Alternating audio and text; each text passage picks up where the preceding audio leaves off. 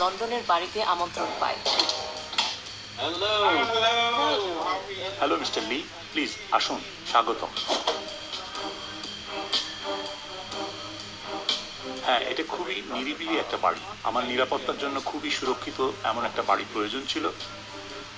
মোট কত তলা? 5 তলা।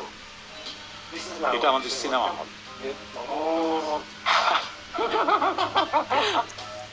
এটা আমার নতুন রোলস।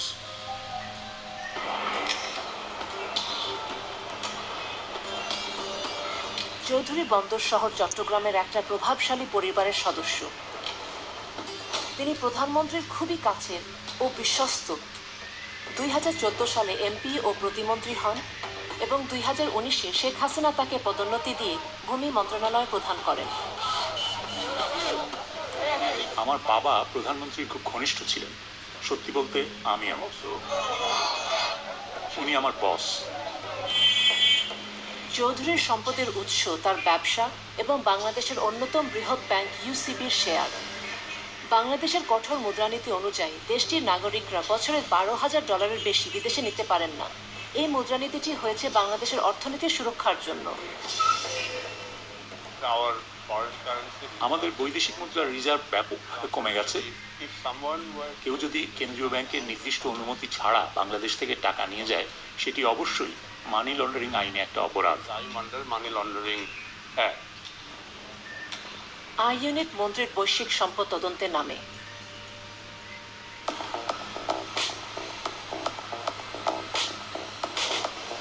প্রথমে আই ইউনিট দেখার চেষ্টা করে মন্ত্রীর কি পরিমাণ সম্পত্তি ব্রিটেনে আছে। ফলাফল চমকে ওঠার মতো। চৌধুরী ডেভেলপারদের কাছ থেকে বাড়ি কেনার জন্য বেশ কিছু কোম্পানি তৈরি করেন।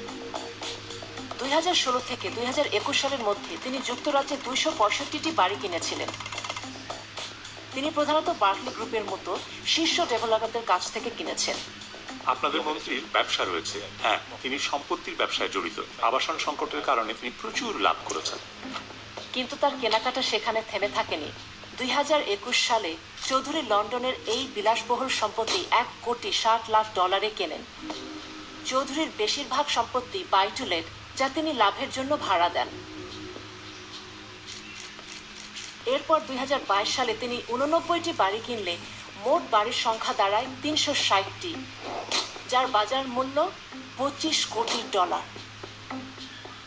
উনি একজন অত্যন্ত ধনী ও সুপরিচিত রাজনীতিবিদ। তিনি সরকারের মন্ত্রী এবং যুক্তরাজ্যের শত শত বাড়ি কিনেছেন। উনি সেই ব্যক্তি যিনি একটি অত্যন্ত দরিদ্র দেশের তথাকথিত নির্বাচিত গণতান্ত্রিক রাজনীতিবিদ। আন্তর্জাতিক দুর্নীতির সুযোগে যে দেশটির অবস্থান অনেক উপরে, সেই বাংলাদেশের একজন বিশিষ্ট রাজনীতিক হিসাবে মিস্টার চৌধুরীর এস্টেট এজেন্ট, ব্যাংক, ঋণদাতা ও আইনজীবীদের কঠোর যাচাইয়ের মুখোমুখি হওয়ার কথা। উচ্চ পদস্থ রাজনীতিবিদ ও সরকারি কর্মকর্তাদের অ্যান্টি মানি লন্ডারিং আইনে উচ্চ দুর্নীতির ঝুঁকি হিসেবে বিবেচনা করা হয়ে থাকে। তাদের ধন সম্পদের উৎস চুরি হওয়া, রাষ্ট্রীয় তহবিল অথবা সরকারি চুক্তি পাওয়ার জন্য প্রদত্ত ঘুষ হতে পারে। তাদের রাজনৈতিক ক্ষমতার অধিকারী ব্যক্তি পিইপি হিসেবে চিহ্নিত করা হয় এবং তাদের বাড়তি যাচাইয়ের প্রয়োজন হয়।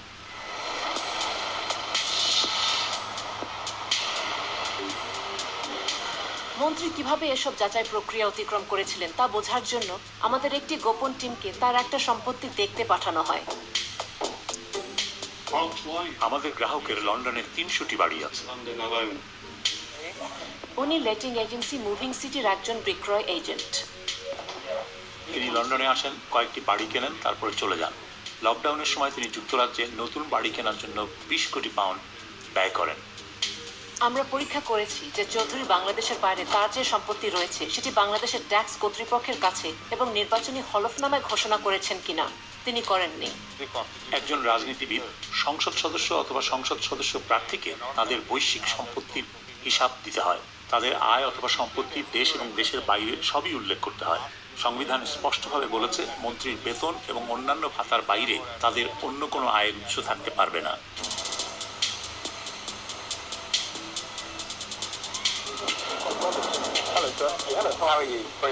আমরা যেমনটা ভেবেছিলাম, এজেন্টই আমাদের তার বসের সাথে পরিচয় করে দিতে চাইল।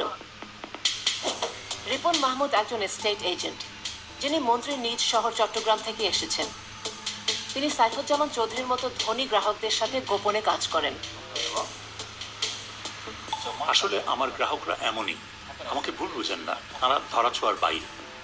আপনাকে বিশ্বাস করে টাকা বিনিয়োগ করে, 1 কোটি 5 কোটি ডলার, এটাই হচ্ছে। রিপন মাহমুদ লন্ডনে একটা হোটেলে আমাদের গোপন টিমের সাথে দেখা করতে যাচ্ছেন। অনেক ধন্যবাদ। ধন্যবাদ।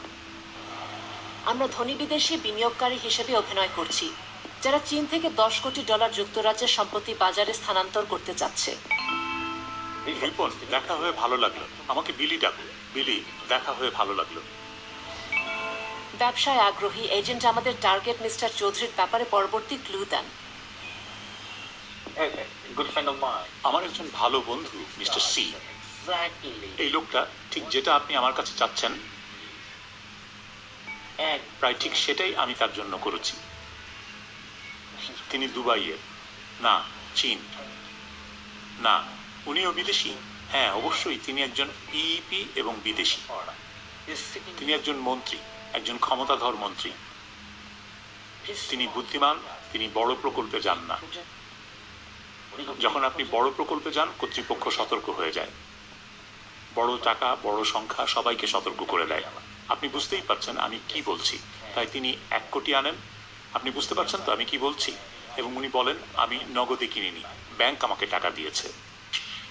রিপন যখন মন্ত্রীর ব্যবসা দেখছে, তখন বাংলাদেশের সাধারণ নির্বাচনও বেশ ঘনিয়ে এসেছে। হাসিনা সরকারের একজন গুরুত্বপূর্ণ ব্যক্তিত্ব হিসেবে দুর্নীতি নির্মূলের কথা দিয়ে তিনি বেশ প্রচারের আলোতেও এসেছেন।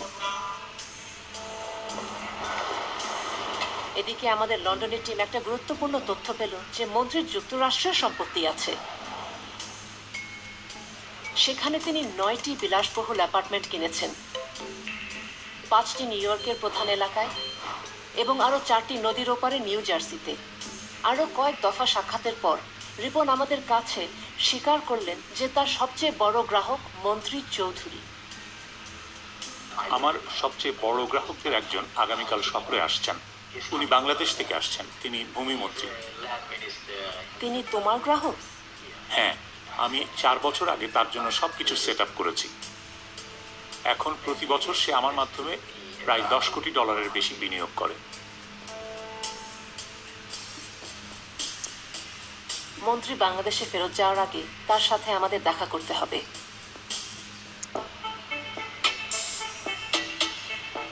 কিন্তু রিপন বলল যে প্রথমে আমাদের চৌধুরীর পরামর্শকদের সাথে দেখা করা উচিত।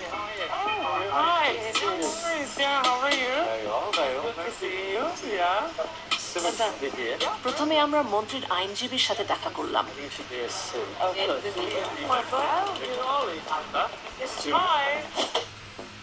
সুবীর দেশাই, মেইফেয়ারের চার্লস ডাগলাস সলিসিটার্সের একজন পার্টনার।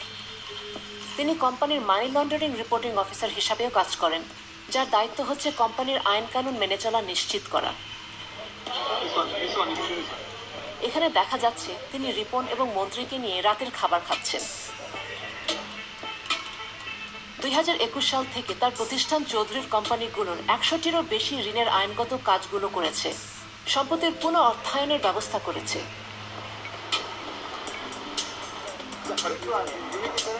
এরপর রিপন আমাদের পরিচয় করিয়ে দিলেন রাহুল মার্ডির সাথে, যিনি এশিয়ার অন্যতম বৃহৎ ব্যাংক ডিবিএস এর ব্যক্তিগত সম্পদ ব্যবস্থাপকদের একজন।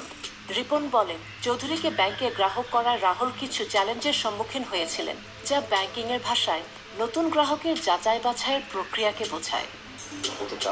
মিস্টার চৌধুরী, ডিবিএস তাকে গ্রাহক করতে পারেনি, তার স্ত্রীকে করেছে। সিঙ্গাপুরের ব্যাংক, তারা খুবই কড়া, নিষিদ্ধ সীমা অতিক্রম করে তাকে তারা অন্তর্ভুক্ত করতে পারেনি, কারণ তিনি একজন পিইপি। তবে 2024 জানুয়ারির মধ্যে ডিবিএস মন্ত্রীর কোম্পানিগুলোকে 20টি ঋণ দিয়েছিল, যা তার সাম্রাজ্যকে অর্থায়নে সহায়তা করেছে। অবশেষে রিপন আমাদের ছদ্মবেশী দলকে ব্রিজ ফাইন্যান্স ঋণদাতা মার্কেট ফাইন্যান্সিয়াল সলিউশনের সিইও পারেশ রাজার সাথে পরিচয় করিয়ে দিলেন।